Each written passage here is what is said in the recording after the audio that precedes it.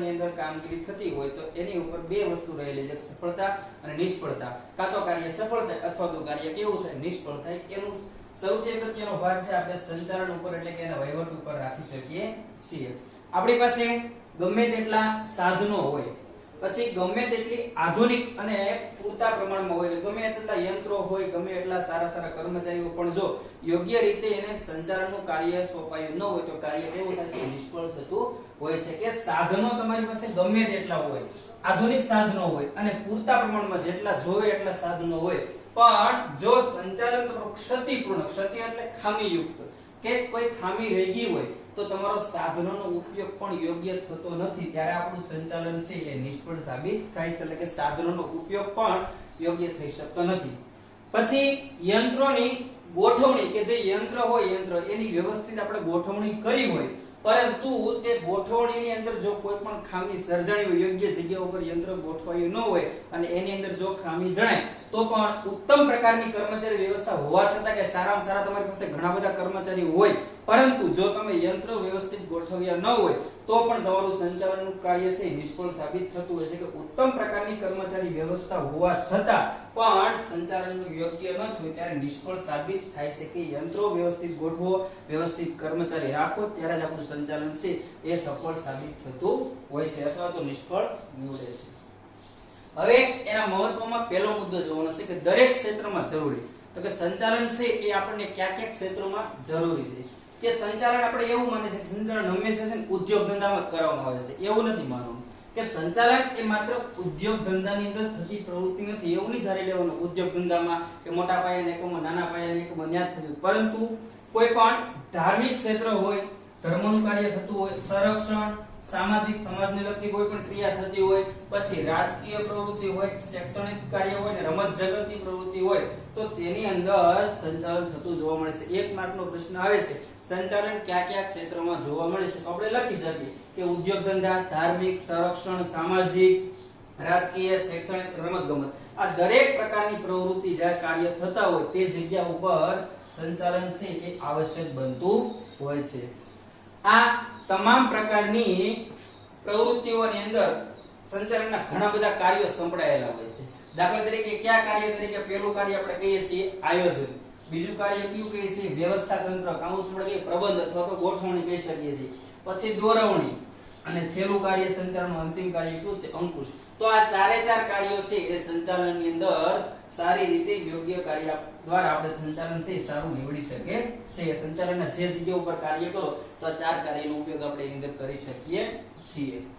પછી બીજો મુદ્દો એવો છે સાધનનો ઇષ્ટતમ ઉપયોગ. કે આપણી પાસે જે યંત્રો હોય છે, જે સાધન સામગ્રી હોય છે, એનો યોગ્ય વધારે ઉપયોગ કરવાનો, યોગ્ય રીતે ઉપયોગ કરી શકીએ. તો કે ભાઈ સંચાલનની લીધે એકમની અંદર જેટલા ઉપલબ્ધ એટલે આપણી પાસે જે હયાત હોય એટલા સાધનો, જેવા કે પહેલું તો આપણે સાધનમાં જોઈ લઈએ તો કે ભાઈ જમીન એ પણ આપણું એક સાધન બની જાય છે, જે જગ્યા છે. પછી આપણી પાસે મૂડી, પછી આપણે જે બહારથી કાચો માલ એકમની અંદર લાવીએ છીએ, કાચા માલમાંથી પાકા માલ રૂપાંતરિત કરવાની ક્રિયા એ કાચો માલ. પછી આપણી પાસે કાર્ય કરી રહેલા કર્મચારીઓ અને જેની ઉપર કાર્ય કરે છે યંત્રો, આ તમામ વસ્તુઓનો ઇષ્ટતમ ઉપયોગ શક્ય બને છે, યોગ્ય રીતે ઉપયોગ થવો જોઈએ. તો જ તમે સાધન, સામગ્રી, કર્મચારી, યંત્ર, મૂડી, કાચો માલ, જમીન આ તમામ તત્વોનો આપણે બગાડ છે એ અટકાવી શકીએ છીએ. ત્રીજો ટોપિક છે તો કે ભાઈ ધ્યેય સિદ્ધિમાં ક્યારે મદદરૂપ થાય.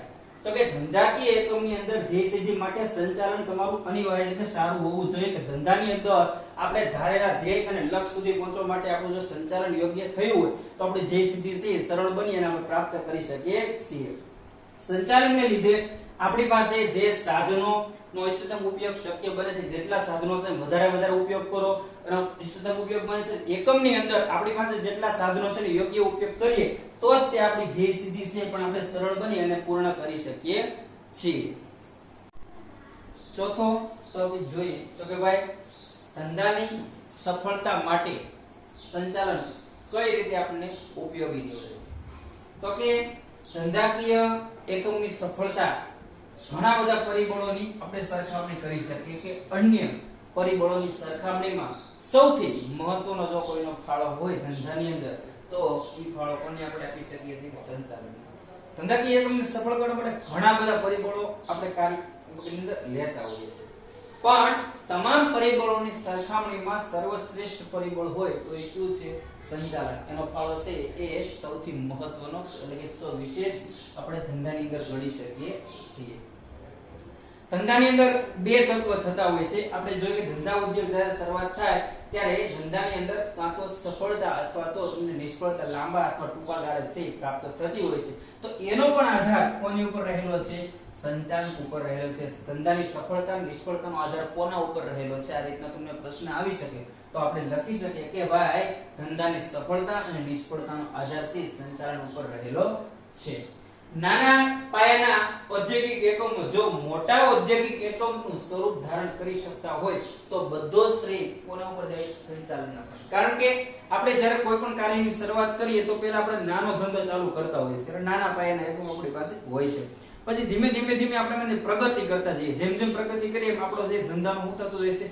વિકાસ થતો જાય છે. એટલે કે નાના પાયાના એકમોમાંથી આપણે મોટા મોટા ઉદ્યોગો બનાવીએ છીએ ત્યારે સૌથી વધારે શ્રેષ્ઠ ફાળો છે મોટું સ્વરૂપ જ્યારે આપણે ધારણ કરીએ ત્યારે સૌથી વધારે શ્રેષ્ઠ ફાળો કોને આપી? સંચાલનને. જો યોગ્ય સંચાલન થયું હોય તો જ તે આપણે નાના પાયાના એકમોમાંથી મોટા પાયાના એકમો સુધી આપણે પહોંચી શકીએ છીએ. અને આ તમામનો આધાર છે એ સંચાલનની ઉપર રહેલો છે. કાર્યદક્ષ સંચાલનને કારણે જો ખોટ કરતા એકમો નફો કમાતા થઈ શકે કે યોગ્ય તમે કાર્ય કરો કે કાર્યથી યોગ્ય થઈ શકે ત્યારે જે એકમો વહી ગયેલા સમયની અંદર પોતે એકવાર ખોટ ખાઈ ગયેલા હોય એવા એકમો પણ પોતે નફો કમાતા થઈ ગયા છે. નફો કમાતા થઈ ગયા એટલે ખબર પડી કે આની અંદર પરિણામ પ્રાપ્ત થયું તો એનો આધાર પણ કોની ઉપર રહેલો છે? તો કે ભાઈ સંચાલનની ઉપર કે યોગ્ય કાર્યદક્ષ સંચાલનના કારણે જે એકમો વારંવાર ખોટ આવતી હતી ઈ જ એકમો આ સમયે અત્યારે નફો કમાતા થઈ ગયા છે તો એનો આધાર આપણે સંચાલનની ફાળે જઈ શકે છે.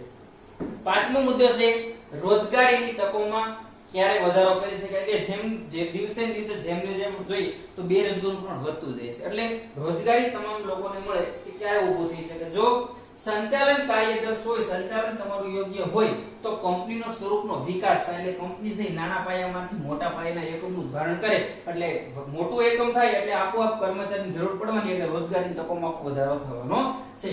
કે સંચાલન તમારું કાર્યદક્ષ હોય તો કંપનીનો સ્વરૂપનો વિકાસ થાય છે જેથી શું પરિણામ મળે છે કે એની અંદરથી આપણે રોજગારીની તકો છે વધારે પડતી પ્રાપ્ત થતી હોય છે. એટલે બેરોજગારીનું પ્રમાણ ઘટતું જાય છે.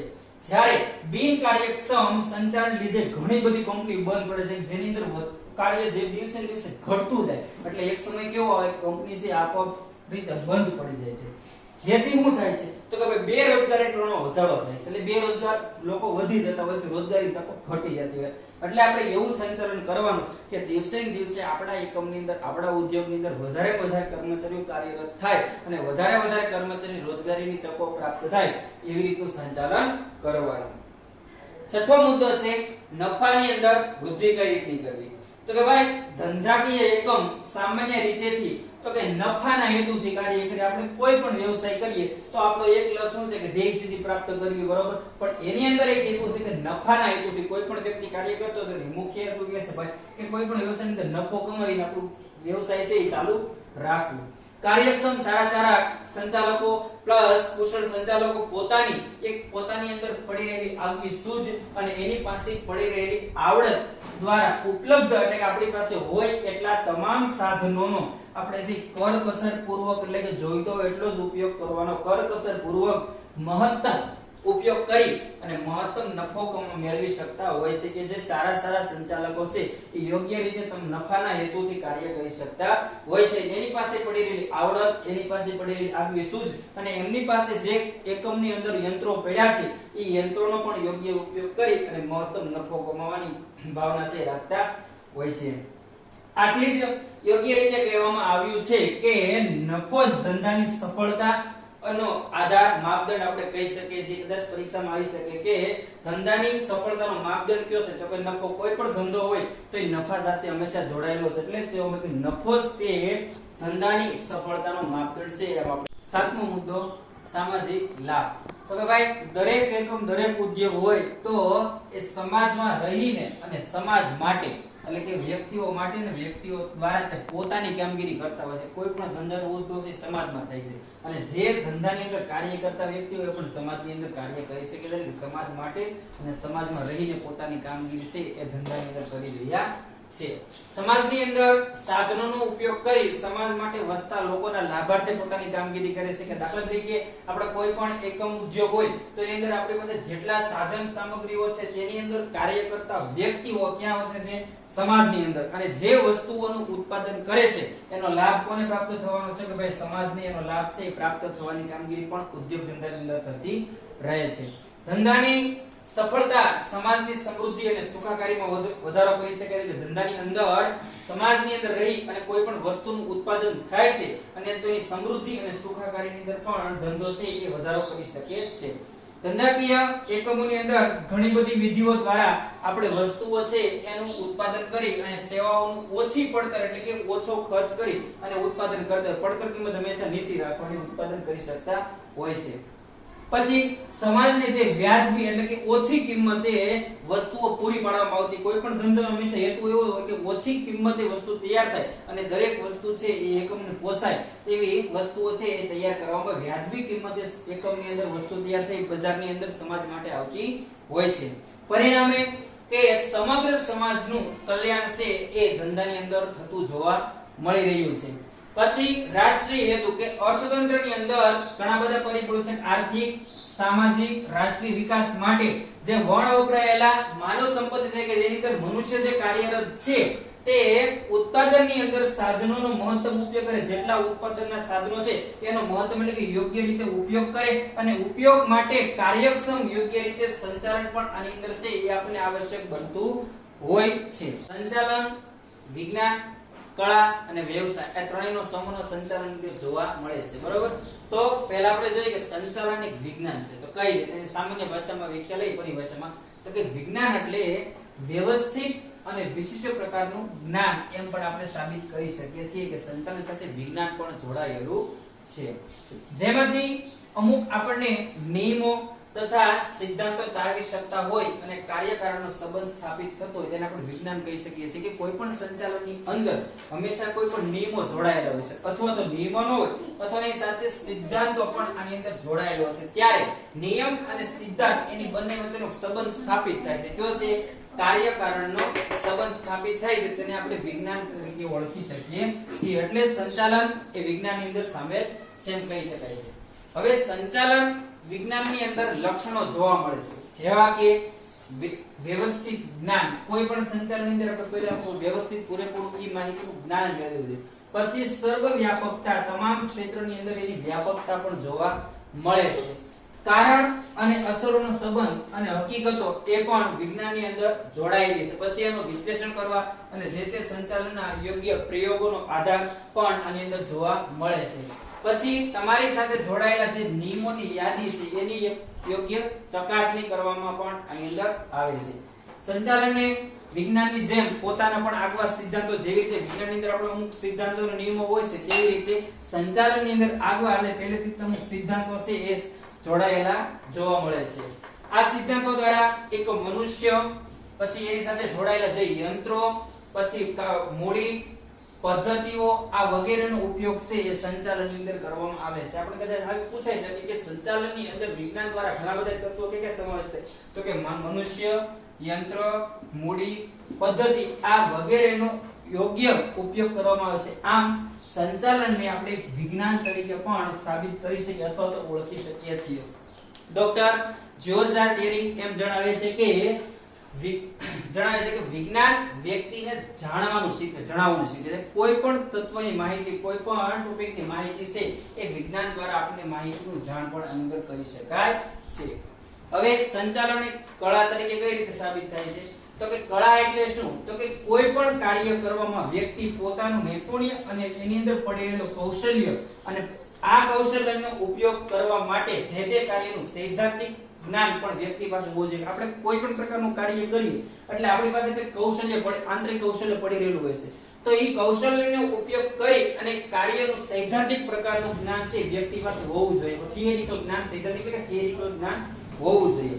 સંચાલન અંગેના નિયમો અને સિદ્ધાંતો એ કાર્યકારણનો સંબંધ છે એ ઉદ્ભવ કરે છે. આપણે ઉપર જોયું તો કે નિયમ અને સિદ્ધાંત એ કાર્યકારણનો સંબંધ ઉદ્ભવ કરે છે. આ વ્યવહારની અંદર ઉપયોગ કરતી વેળાએ, ઉપયોગ કરતી વખતે વ્યક્તિગત પુણે, સૂઝ અને ચાતુર્ય, ચતુરાઈ આ મહત્વનો ભાગ છે એ કળાની અંદર ભજવતો જોવા મળે છે. માત્ર આપણે જે સિદ્ધાંતોનું જ્ઞાન એ પુસ્તકની અંદર સમાયેલું નથી, પર્યાપ્ત નથી, એટલે પૂરતું નથી. જ્ઞાનનો ઉપયોગ કરવા માટે તેની પાસે ટેકનિકલ કળાની પણ તેટલી જરૂર રહેતી હોય છે. એવું નહીં સમજો કે બધું જ્ઞાન છે પુસ્તકની અંદર પડેલું છે, પણ એની ઉપયોગ કરવા માટે ટેકનિકલ કળાની પણ એટલી જરૂર પડે છે. તેથી સંચાલકે પોતાની વ્યક્તિગત, પોતાની રીતે પુણે અને એટલે પોતાની અંદર પડી રહેલી પુણે અને આવડત મુજબ જરૂરી ફેરફાર પણ કળાની અંદર કરવા પડે છે. ડોક્ટર જ્યોર્જ આર ટેરેક વ્યાખ્યા જણાવે છે કળા એટલે શું? તો કે કળા એટલે વ્યક્તિને કામ કરવાનું શીખવે છે. કોઈ પણ વ્યક્તિ કાર્ય કરતો હોય તો કેવી રીતે કાર્ય કરવું એનું શીખવનાર કાર્યને આપણે કળા તરીકે ઓળખીએ છીએ.